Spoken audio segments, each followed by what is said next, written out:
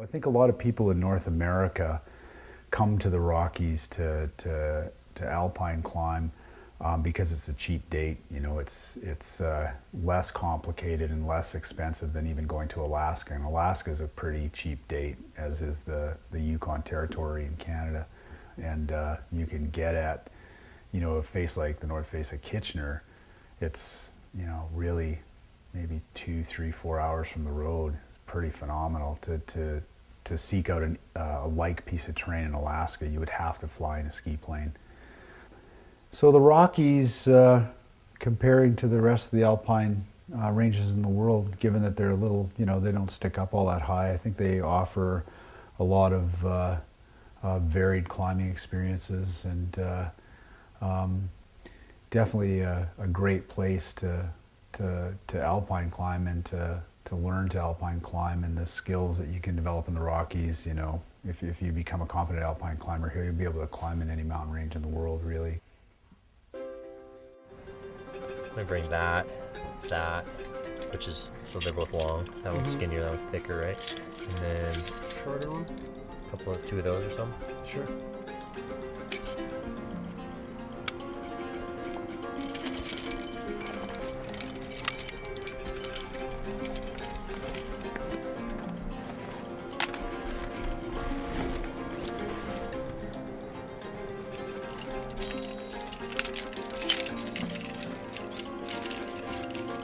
Cool. You want to carry the screws and I'll carry the rack? Sure.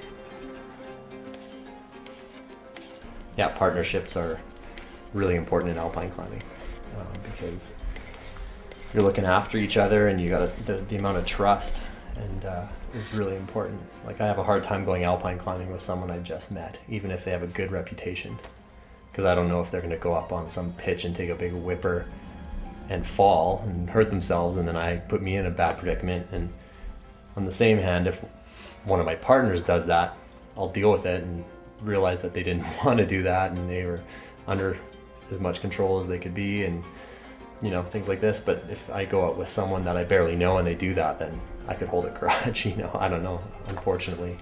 And I think that's pretty common amongst alpine climbers, and I'm sure committing like hard aid routes and anything where there's a high level of commitment.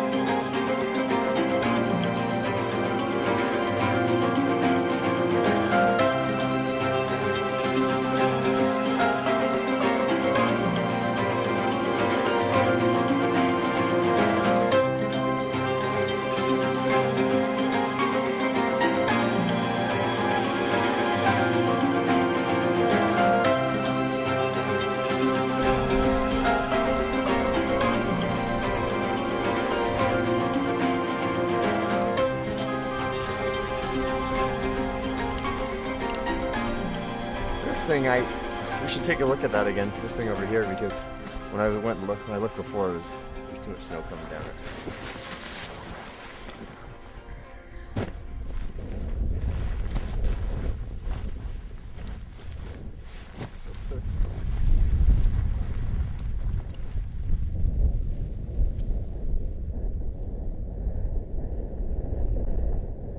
And you would have, I'm sure we'd get good gear in there. I would assume. Or somewhere, and then just angle up that low angle shit to the ledge, and then probably run it out to the, you know, or whatever, get up to that ledge,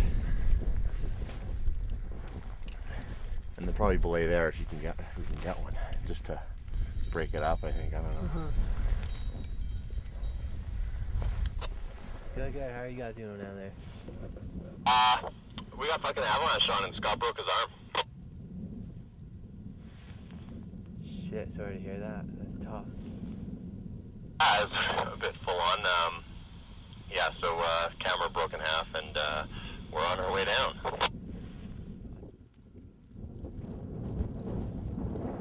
I kind of hesitated because I was standing right beside the bergschrund, so I hesitated not to step into the bergschrund, and then I think that hesitation just kept me in the path long enough that the slide brought down something large and dense, which hit me in the arm. And then I think after the fact, I think Rob said he found like a football-sized rock in the pile of snow. Well, my hand was pretty much useless. Couldn't close it, couldn't open it, and so both Rob and I assumed that it was broken. Went to the hospital. They X-rayed it. Didn't find anything, but 9 months before, I'd been hit by falling ice, and the same thing happened. Got an X-ray. They didn't find it, and then it eventually broke because it had been hairline fractured, and it didn't show up in the first X-ray. So I was a little worried about that. So I went back and got another X-ray a week later. Still nothing. So it ended up just being soft tissue injury that was turned purple and yellow and all kinds of colors, but it ended up took maybe as long to heal as if it was broken, but thankfully it wasn't broken. So. And I don't know, you know, like once you've actually been doing it for a while, so you have maybe more ambitious goals than you would as a beginner, then, you know, and also with limited time due to a full-time job, you know, which I think, you know, 5 years ago neither of us had, you know, so now we're dealing with those things, and yeah, just you end up going for more ambitious goals, right? Knowing that, okay, this is our one weekend here to get out, so let's try to go for something fairly large or ambitious, and you know, so the failure rate definitely goes up, right? I really find it frustrating when it's not a clear cut reason that you didn't get up something, you know. But yeah, it's often that way. You often wonder after the fact whether or not you made the right decision. Even when you succeed, you may have made bad decisions, but it worked out. But you never wonder about those because you got something that paid off for it.